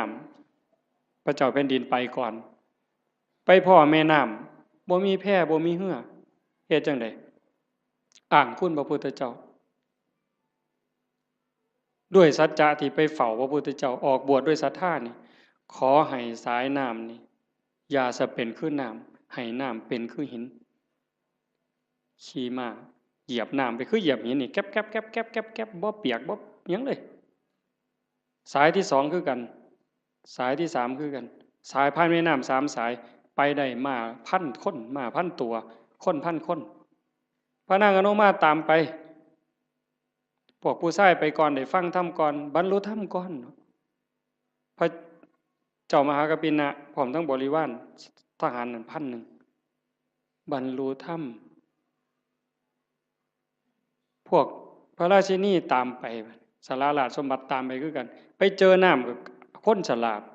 พระเจ้าแผ่นดินเพิ่นไปได้แนวใดบ่มีเรือบ่มีแพเพิ่นต้องอาศัยสัจจกิริยาจังซี่ตั้งใจตามไปได้คือกันสายที่2ก็ข้ามได้สายที่3ก็ข้ามได้พอไปฮอดพระพุทธเจ้าถามหาพวกพระเจ้าแผ่นดินนี่เห็นมาบ่พระพุทธเจ้าเพิ่นฮู้ว่าพระราชินีนี่มีศรัทธาบวชจริง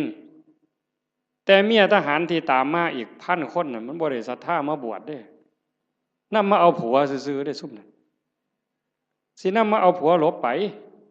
แต่พระราชินีนี่ตั้งใจบวชจริงพระพุทธเจ้าเพิ่นเลยว่าให้เห็นตอนนี้บ่ได้เพิ่นเลยบอกว่านั่งลงก่อนฟังธรรมก่อนหลังจากฟังธรรมแล้วหมู่เจ้าก็จะเห็นสามีเองดอกให้ใจเย็นๆพระพุทธเจ้าแสดงธรรมจบปั๊บเข้าใจบรรลุธรรมเป็นโสดาบันพวกผู้ชายได้ฟังรอบ2เป็นพระอรหันต์หมดความอยากได้ผัวลบไปมันหมดแล้วบวชเป็นภิกษุณีนำกันต่อพุ่นเด้จังสั่นเฮาสิเฮ็ดหยังทำหยังก็คือกันเด้อโยมเด้อลองทดสอบเบิ่ง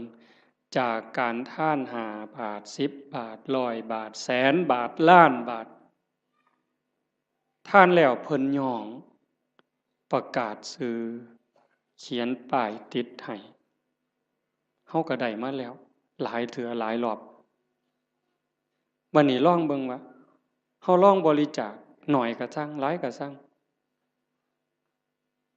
บ่ต้องเขียนชื่อก็ได้คันไว้ใจกันบ่ต้องเขียนก็ได้แล้วเบิ่งความรู้สึกมันสิเป็นอีกแนวหนึ่งมันสิเป็นอีกแบบหนึ่งรสชาติมันต่างกันลองเบิ่งแล้วบ่ลองบ่ฮู้บ่ให้ฟังก็เพราะปานนั้นมันต้องเฮ็ดด้วยตนเองมื้อนี้เว้ามาโดนพอสมควรบ่ได้เว้า 7-8 มื้อมันเลยสิเว้าหลายจักหน่อยแต่ว่าเสียงมันบ่คืนก็เห็นว่าพอสมควรอาจจะได้เรื่องบ้างบ่ได้เรื่องบ้างจริงใจอาตมาตั้งใจว่าสิเว้าเรื่องนึงเรื่องศาสนามีคนฝากมาอยู่แต่ว่ามันลงไปบ่ได้ก็สร้างมันเถาะ ก็ขอฝากเพียงแค่ว่าให้ญาติโยมนี่รับผิดชอบเจ้าของบ่มีผู้ใดซอยผู้ใดได้บัดฮอดบัดสุดท้ายได้โยมบัดเฮานอนอยู่เทิงเตียงนอนติดสาดติดเสือจังสิเข้าใจตนแลเป็นที่พึ่งของตนอัตตาหิอัตโนนาโถจังสิเข้าใจตัวนั้นคันบ่จังสันบ่ท่านเข้าใจโยมแต่ว่าเฮายังโชคดีจักหน่อยว่าเฮาได้เข้าวัดได้ฟังธรรมได้ปฏิบัติธรรมฝึกตายดูๆบ่แม่นเว้าเล่นเด้ยามมื้อแลงไหว้พระนั่งสมาธิแล้วบัดนอนลงลองบอกว่านอนลงเทื่อนี้สิบ่ได้ลุกอีกแล้วเด้อตายแล้วล่ะบัดนี้บอกเจ้าของจังซี่แล้วก็ทำใจหามันแม่นอีหลีเลยนี่จังได๋สิเฮ็ดแนวใดเครียดให้ไผสั่งให้ไผอาฆาตไผติดหนี้ผู้ใดว่างละออกขันใจเฮายังวุ่นวายมันไปอบายเด้สอนเจ้าของจังซี่เฮ็ดจังไดใจสิสงบขันใจสงบก็ไปสู่สุคติจังสันนอนลงกับเบิ่งอาจจะเบิ่งล่างเจ้าของนอนไล่ตั้งแต่ฝ่าเท้าฮอดปลายผมตั้งแต่ฝ่าเท้าฮอดปลายผมปลายผมฮอดฝ่าเท้าบาปก็เฮ็ดบุญก็เฮ็ดดีก็เฮ็ดหลายบุญก็เฮ็ดหลายชั่วก็มีสุดท้ายก็ซ้ำนี้ตายแล้วเอาหยังบ่มีแนวเอาร่างกายก็เอาบ่ได้มีอย่างเดียวที่สิปลอดภัยที่สุดคือเฮ็ดใจให้สงบหลังจากเบิ่งร่างกายจากฝ่าเท้าฮอดปลายผมมืออยู่จังใดแขนอยู่จังใดขาอยู่จังใดหันมาเบิ่งลมหายใจหายใจเข้ายาวละเอียดออกยาวละเอียดลมเข้าลมออกลมเข้าลมออกผู้ใดใส่พุทโธกับพุทโธไปให้มันหลับไปครับจังสันซุมื้อนี่คือการเตรียมตัวตายที่ดีที่สุดบ่มีผู้ใดซอยได้ที่ว่าเฮ็ดกฐินล้านกองหาบัดเฮาเจ็บเฮาปวดแม่ใหญ่บัดใกล้สิตายมันเจ็บมันปวดทุรนทุรายมันบ่คิดฮอดกฐินนั่นดอกบ่คิดฮอดปิ่นโตบ่คิดฮอดบวชลูกบวชหลานซ้ำดีบ่ดีนิมิตขาเป็ดขาไก่ขากบขาเขียดมันมาหลอนเอาใจขาดปัดตอนกำลังทุบหัวกบใจขาดปัดไปเลยตกนรกท้วนเลยกฐินแสนกองท่าให้พ้นจากกบตัวนั้นก่อนแต่ขันเบิ่งจิตเบิ่งใจให้ดีเบิ่งลมให้ดีเฮ็ดจิตให้สงบให้มันเป็นนั่นล่ะบาปก็บ่เอาบุญก็บ่เกี่ยวละอย่างเดียวว่างอย่างเดียวบุญเนี่ยมันตามอยู่แล้วว่างอย่างเดียวจิตเป็นอิสระดีบ่ดีจากปุถุชนคนกิเลสหนายกไปสู่ความเป็นพระอริยเจ้าได้บ่พ้นสมัยเด้พระพุทธเจ้าเพิ่นบอกยืนยันว่าแม้ปัจจุบันพระอรหันต์ก็ยังเป็นได้ตราบใดที่พุทธบริษัทยังเป็นอยู่โดยชอบโลกนี้จะไม่ว่างจากพระอรหันต์โยมก็เป็นได้หมดทุกคนขออนุโมทนาสาธุกับญาติโยมทุกคนทุกท่านก็ขอรัตนาอ้างอิงอำนาจแห่งคุณพระศรีรัตนตรัยคุณของพระพุทธเจ้าพระธรรมพระสงฆ์และอำนาจแห่งบุญกุศลคุณงามความดีที่มีทั้งหมดทั้งมวลในสากลและจักรวาลจงหลอมรวมเป็นตบะเป็นเดชะเป็นพลวปัจจัยเอื้ออำนวยหนุนส่งให้ท่านทั้งหลายจงเป็นผู้แกล้วกล้าอาจหาญร่าเริงในการสร้างบุญสร้างกุศลสร้างคุณงามความดีให้ยิ่งขึ้นไป